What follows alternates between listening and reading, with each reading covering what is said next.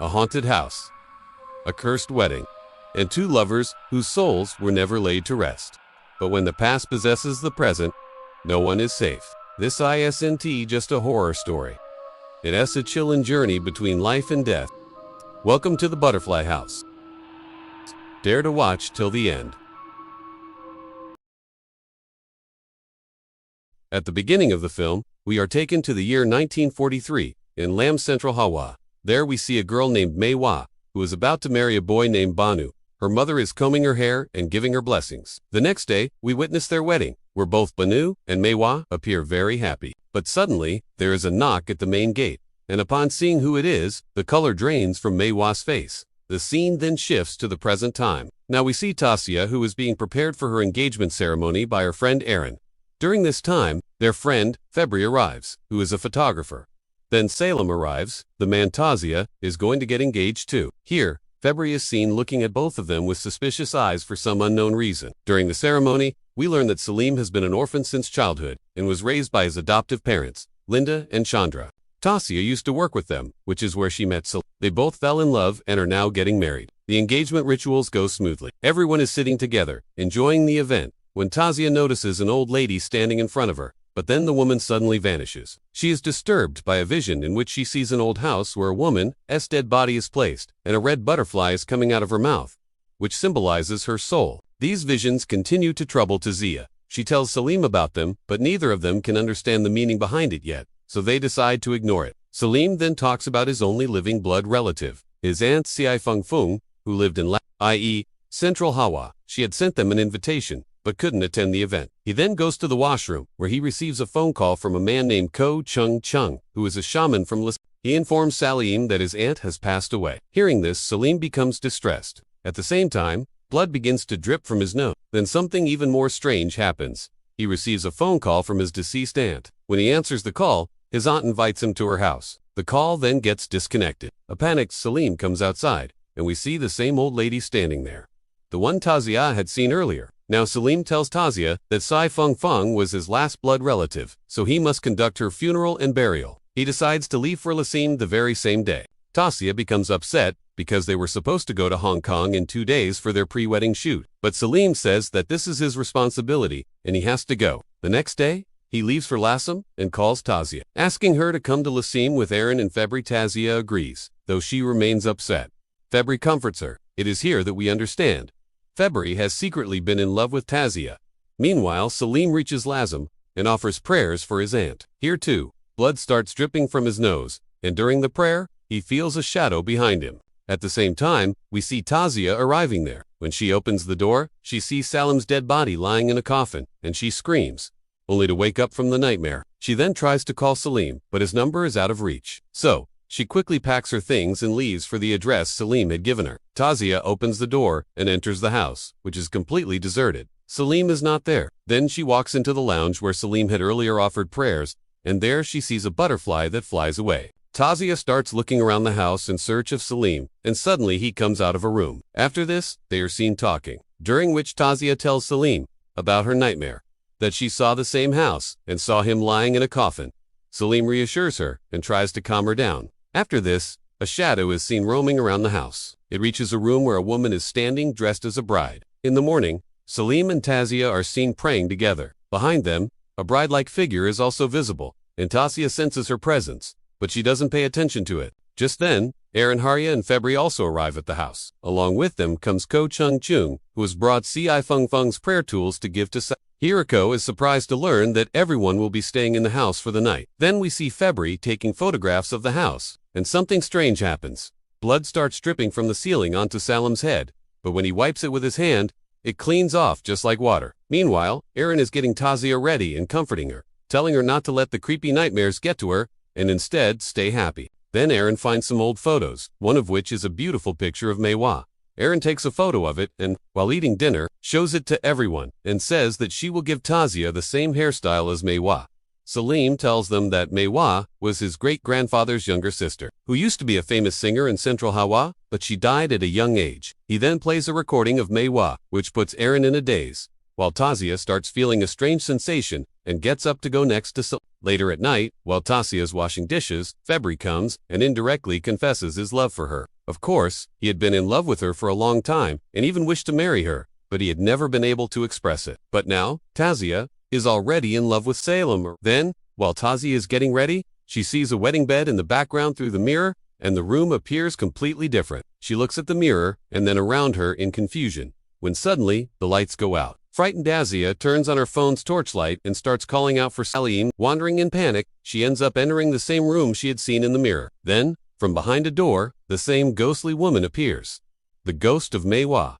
And Tasia screams in terror, but it turns out to be Salim, who comes and calms her down. This is Mei Hua's altar, and such altars are made when a girl dies unmarried. Salim says that they will go to Mei Hua's grave the next day and offer proper prayers. He explains that it is necessary to burn prayer sticks for her every day. If they are not burned, someone could fall ill. That's why blood came from his nose. Hearing this, Tasia becomes worried, thinking they will have to stay here permanently. But Salim reassures her that he will definitely find a solution. The next day, Aaron tries to encourage Tasia, while Tasia gets ready and goes with Salim. Meanwhile, Aaron finds a butterfly hairpin in the drawer of the dressing table. While they are on the way to the graveyard, they all are together. After prayer, Aaron puts the butterfly pin on Tasia. Then they return home and the photo shoot begins. However, Tasia starts feeling unwell and begins to have visions of Mei Hua's wedding, where suddenly Japanese soldiers arrive and kill everyone. Banu and Mei Hua's ceremony is completely ruined.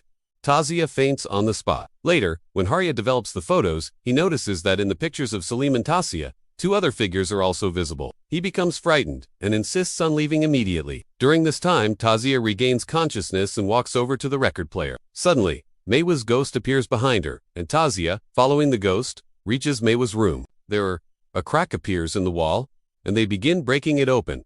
Behind it, they find Mei Hua's decayed corpse. A red butterfly is seen coming out of her mouth and in her hands. She is holding a box containing rings. Salim says he had no idea Mei Hua was there. Now, she will be given a proper burial, and after that, they will continue with the shoot. Harya is so terrified by everything that he runs away from the house that very night. Just then, we see movement in Mei Hua's hands. The next day, while Tasia is praying, Aaron comes over and suddenly screams in fear, because Mei Hua's body is lying right next to Tasia. Then Salim begins to bury her in the grave, where they find an already empty coffin. Nonetheless, they bury Mei Hua.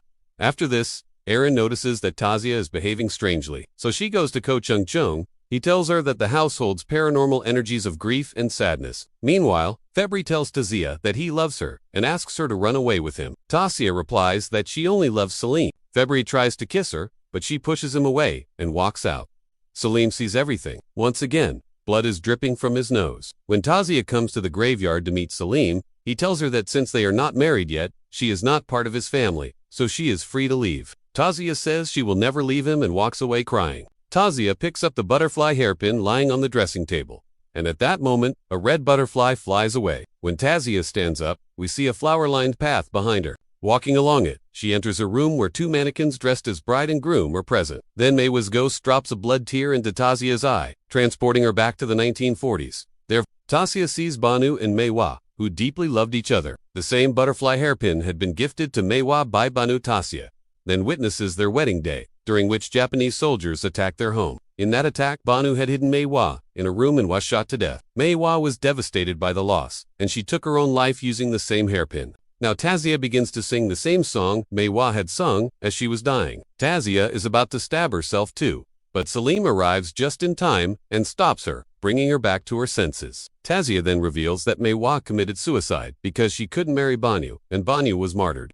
At that moment, Aaron and Ko Chung Chung also arrive. Chung Chung explains that now they must conduct a spirit wedding ritual for both souls, so that they can find peace. He says that a spirit can be married either to another spirit or to a living person. Ko Chung Chung places Banu and Mei Hua's dolls, and begins the ritual to summon their spirits. But Banu's spirit does not appear. He says that they will need to bring something that belonged to Banu, or his body, in order to complete the ritual. Tasia mentions that they have Banu and Mei Hua's wedding rings, which they had found in the box with Mei Hua's corpse. Chung Chung says that it will work, but someone must go into the afterlife to retrieve Banu's spirit. Salim volunteers to go, but Tasia insists that she has seen Banu and she can bring him back. Chung Chung also agrees, saying that if Salim goes, his ancestors might try to take him away, so it's better if Tasia goes instead. Tasia promises that she will definitely return.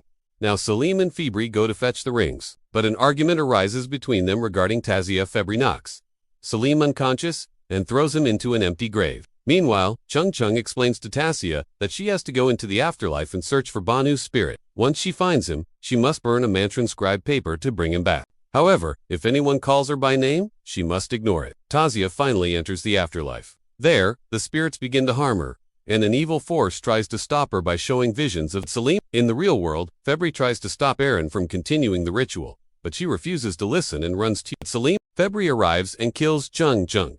Then, during the ritual, he tries to wake Tasia up, but Salim regains consciousness, returns just in time, and knocks Febri out. In the afterlife, Tasia reaches Meiwa's coffin. The evil spirits turn into smoke and vanish, and Banu's spirit appears. Tasia burns the ritual paper and begins to bring Banu's spirit back with her. When Tasia wakes up in the real world, she sees that Ko Chung Chung is dead. We then see that Salim was about to have Meiwa marry Febri. Tasia arrives and tells Salim that Meiwa only wanted to marry Banu, not any living person. Febri regains consciousness and attacks Salim with a chair, killing him. At that very moment, with a scream, the lights go out. Now, Tasia becomes possessed by Meiwa, and Salim is possessed by Banu's spirit.